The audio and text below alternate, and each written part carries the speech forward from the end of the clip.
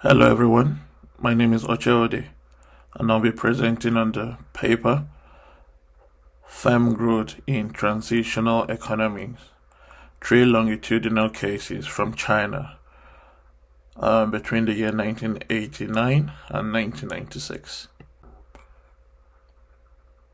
The content of the presentation include introduction, theoretical perspective, strategic choice model, methodology of the research, the questionnaires checklist, data collection and analysis, defining stroke measuring growth, findings, rationale for the strategic choice, and finally the Canadian context.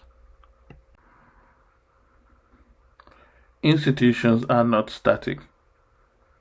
Transitional economies are those moving from central planning to market competition. Examples of such economies are China, Poland, and Russia.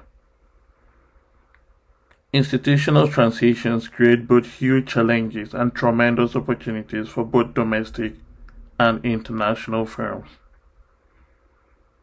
This study considers how Chinese firms have achieved growth during the reform period since 1978.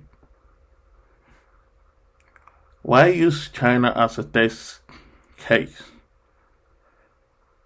Firstly, this is because more people work for organizations in China than in any other country.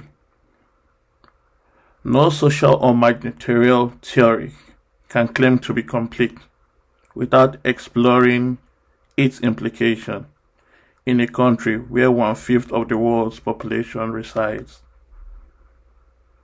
Secondly, China shares an important common legacy with other communist regimes and central planning systems.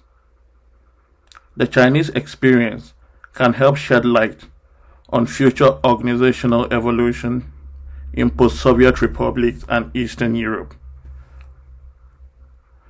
Finally, because of China's growing importance in the global economy,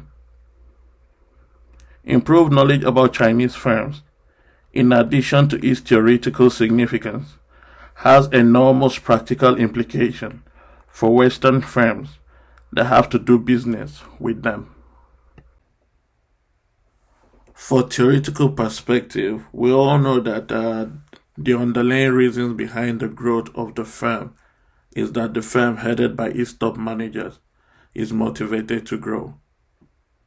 Such motivation is usually fueled by the desire of top management to improve organizational performance, as well as the excitement of the association or associating with a growing organization. There are three major theoretical perspectives, each leading to a particular strategic choice made by top managers or firms. First is the evolutionary perspective, which focuses on both the desire of top management to achieve growth and the firm as a bundle of resources and routines that influences growth. Firm growth is an attempt by a manager to fully utilize the firm's resources. Overall, the evolutionary perspective articulates the incremental process of the generic expansion strategy and suggests the prerequisites for such growth are a firm's managerial and organizational capabilities. The second major theoretical approach is the transaction cost perspective. This suggests that in addition to having a staff of capable managers, a growing firm must also overcome transactional cost problems.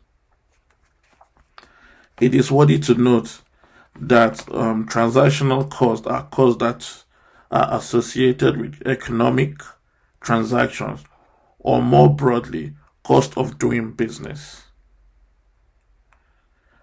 And one important source of transaction cost is opportunism, which is self-interest seeking with guile.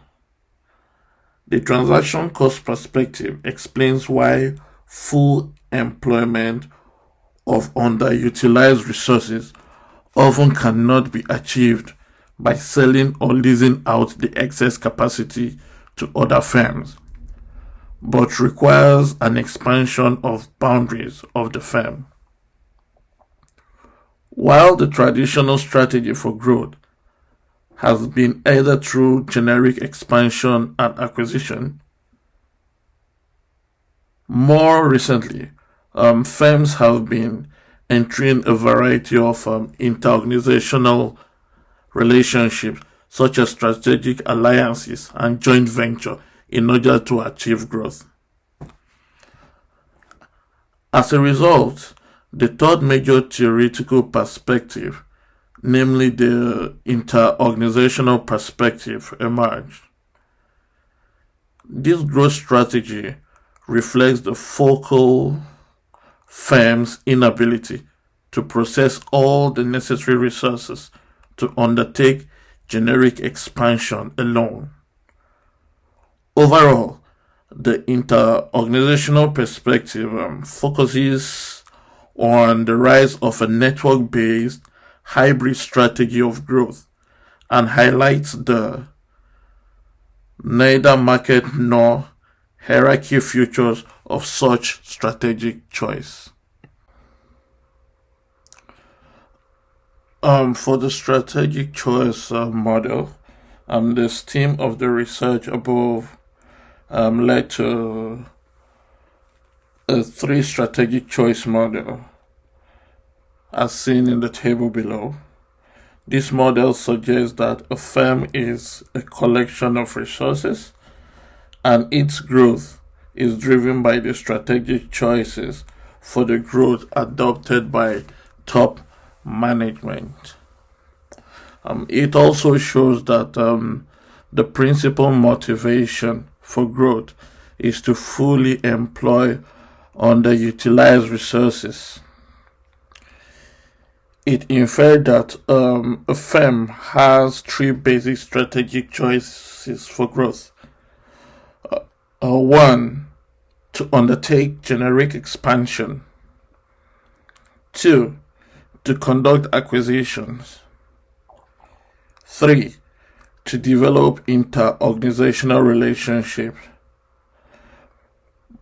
built on trust and mutual understanding. Whether or not such relationships might lead to collusion in the marketplace does not come into play at this point. Let me also point out that Peng et al. Developed this model for free market economies.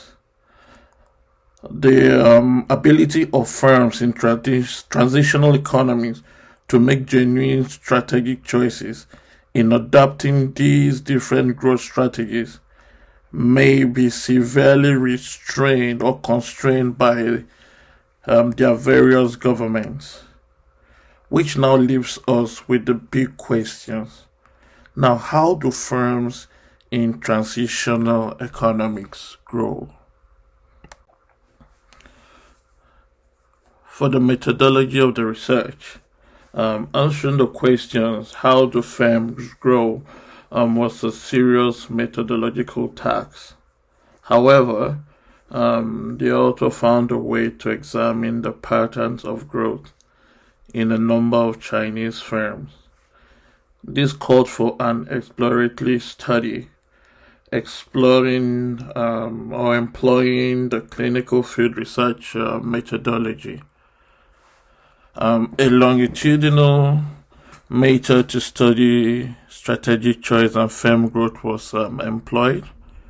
The study lasted for 7 years, from 1989 to 1996, with in-depth interview with 15 top managers at 3 Chinese firms of different ownership types.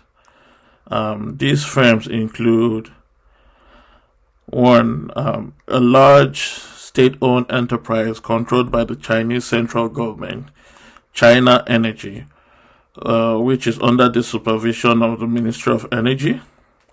The second is a mid-sized state-owned enterprise controlled by the provincial government of Shanghai, called Shanghai General Machinery Corporation. This is under the direct supervision of Shanghai Industrial Bureau. The third is a small collective firm established by a group of entrepreneurs called Lockheed Transportation Services Company. Below is the questionnaire checklist used to generate the descriptive data that was analyzed to form an opinion for these studies.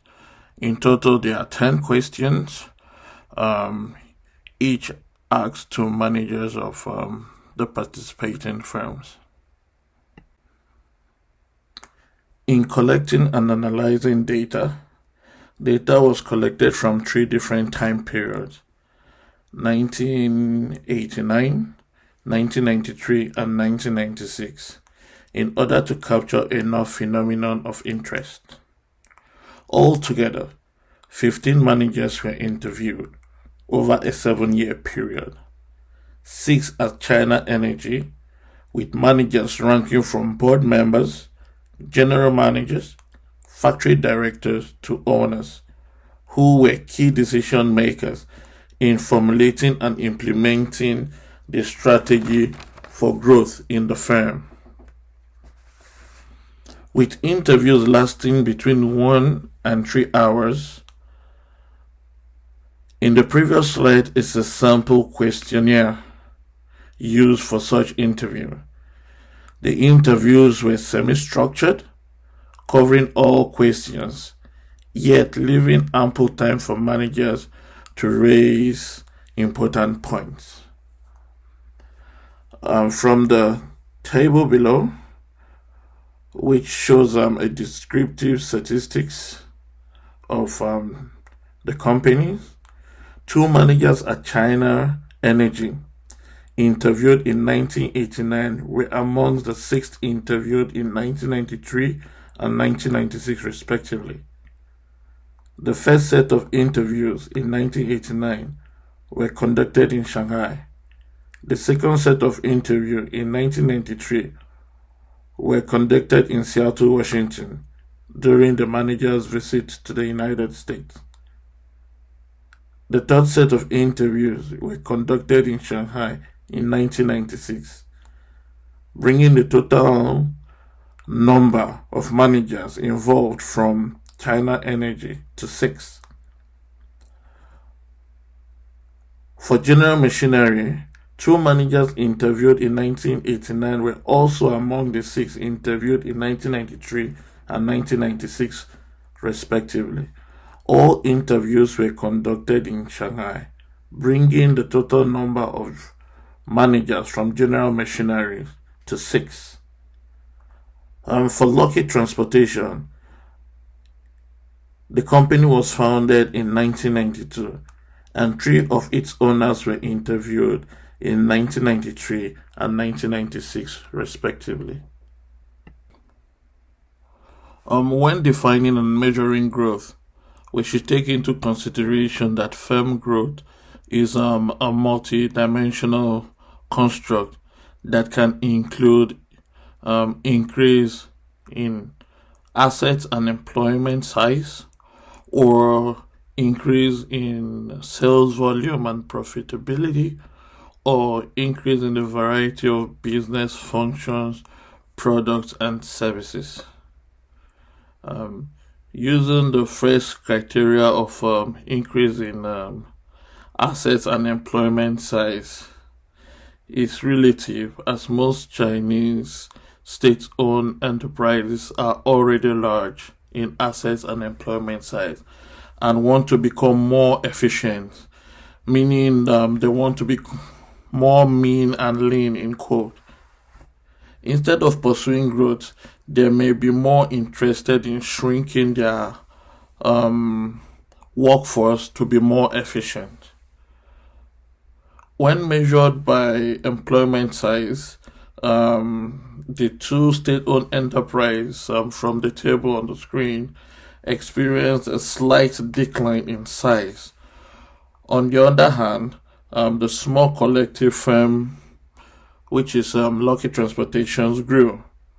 Focusing on the second and third criteria with regards to sales volume and profitability and variety of businesses, will give a clearer picture. The last row shows the growth of the lines of business. Let's not forget that Lucky Transportation was founded in 1992. The growth of lines of business at China Energy in 1989 was just two. They were mainly into coal mining and power development. But as of 1993, they had four more additional. One was energy-related turnkey services. The other line of business was railroad construction. We had forest product and financial services. And by 1996, they added two more lines of business, with one being real estate development and the second being foreign trade. For General Machinery Shanghai, they didn't grow in terms of any line of business. They were all flat through, just producing machinery parts. But for the growth of line of business at Lucky Transportation in 92 and 93, they just had a trucking services for construction work. But as out of 1996, they added one, which was a contract from a state-owned trucking company within the group. We can all see that Lucky grew more because of the corporations it had from other firms. To answer our question, how do Chinese firms achieve growth during transition, we had to look for answers to these three smaller questions. 1.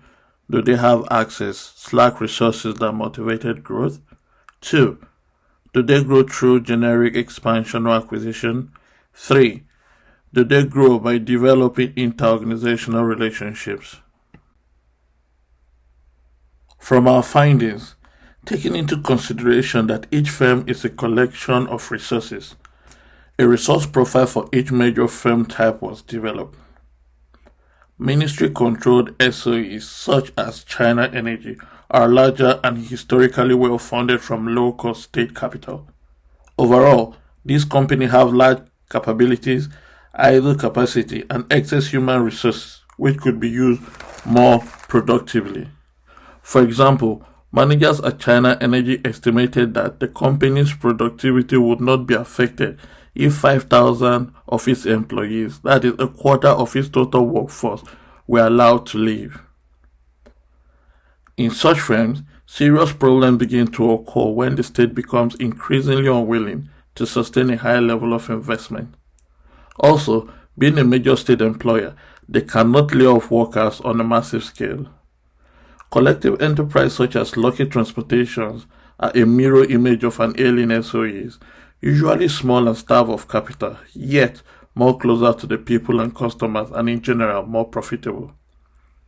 The estimated gap of productivity between the two types of SOEs and collective enterprise was 23% in 1985 and 34% in 1987.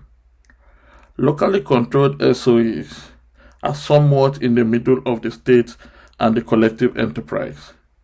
It was determined that each type of enterprise had certain slack resources that could have been used more productively, and each, on the other hand, lacked certain complementary assets to ensure successful growth. In furtherance to our findings, growth through generic expansion or acquisition, having established that there are many slack resources that can be utilized more productively in various Chinese firms, it was attempted to see if they could grow either by generic expansion or acquisition, which are the two traditional strategies of growth. For generic expansion, a prerequisite is that the staff of capable managers to help steer the growth process and transmit organizational routines to the new members. Lack of large number of managers familiar with the workings of a market-based economy is one of China's biggest challenges. As an example, as of May 1993, China had only 13,000 accountants that are qualified. In the case of acquisition, the firm not only needs to have excess resources and capable managers, but also has to operate in adequately regulated financial market supported by a properly rights-based legal framework. In China, strategic factor markets, which are preconditions for both the successful sale of state assets and independent development of private firms, are underdeveloped, and transfer of ownership is difficult. Even if China decides to privatize its SOE, it will take up to 80 years to complete. In China, ownership transfer, especially massive privatization, is still politically sensitive. The Chinese government has been imposing a three-no-change policy with respect to mergers and acquisition. This includes no change in affiliation relations with the government agencies, no change in the nature of ownership, and no change in fiscal and tax remittance channels. With all these limitations, the growth of firms through acquisition is bound to be a treacherous route. Now, looking at the growth through boundary blurring. Being denied the roles of growth from generic expansion or acquisition because of government bureaucracies, the firm sampled took an alternative route, forming enterprise groups. A growth strategy characterized by networking or boundary blurring. These networks serve as strategic alliances and avoiding the politically sensitive task of ownership transfer. The firm loosely structured network on the basis of guanxi to pool resource, invest in suppliers and retailers, as well as subcontract services to other members of the group. All three firms interviewed are involved in the enterprise group activities, with China Energy as the leader. Managers revealed that they engage in extensive networking activity based on personal contacts and informal arrangements with top managers, placing great emphasis on trust building, gift giving, and bribery. Networking in business means knowing the right people and making connections to accomplish organizational goals, thereby obtaining and sustaining a competitive advantage. The network allowed the firms to overcome the problem of not having enough resources to accommodate growth while avoiding substantial transactional costs in internalizing operations, thus complementing assets that are not directly acquired or owned. In summary, each strategic choice for growth has its own advantages and problems. During the transition, the growth of our sampled firms took a route that was based on developing interorganizational relationships with top managers in other firms. Now let's talk about the rationale for such strategic choice. The principal advantage of enterprise group is that they provide flexibility of resource allocation in an environment where needed factor mobility is constrained and distorted by the state. Enterprise group bypass the political sensitive issue of ownership transfer. To overcome their liability of newness, collective firms have a stronger incentive to cultivate guanxi relationships with SOEs and government officials. This is a non-tradable political resource previously solely enjoyed by SOEs. Economically, enterprise groups foster economics of scale and scope through resource sharing. Within groups, mutual economic interests, close working relationships, and personal transfers stimulate the exchange of product designs and other organizational routines, and as a result, they gain access to complementary assets to which they would otherwise have no access. In summary, forming enterprise group consists of a network-based strategy of growth that relies heavily on developing inter-organizational relationships. Several Chinese managers interviewed maintain that although there are attractive, enterprise groups should only be viewed as a transitional stage to be replaced by a truly incorporated market, assuming that a modern enterprise system is fully established. In looking at the Canadian context, one of the most notable transitions in Canada's economic history occurred in the late 19th and early 20th century. During this period, Canada shifted from being an agricultural economy to an industrial economy, with a focus on manufacturing and resource extraction. This transition was spurred by the expansion of transportation networks, such as railways and canals, which allowed for easier transport of goods and resources across the country. In the mid-20th century, Canada experienced another significant economic transition as it shifted from a primary industrial economy to a service-based economy. This transition was driven by technological advancement and changes in consumer demand, which led to a decline in manufacturing jobs and an increase in service sector employment. More recently, Canada has undergone a shift towards a knowledge-based economy with a focus on technology, research, and innovation. This transition has been spurred by government's investment in research and development, as well as the growth of high-tech industry such as software development, biotechnology, and clean energy. While Canada may not fit the traditional definition of a transitional economy, these historical transitions demonstrate the country's ability to adapt and evolve in response to a changing economic circumstance.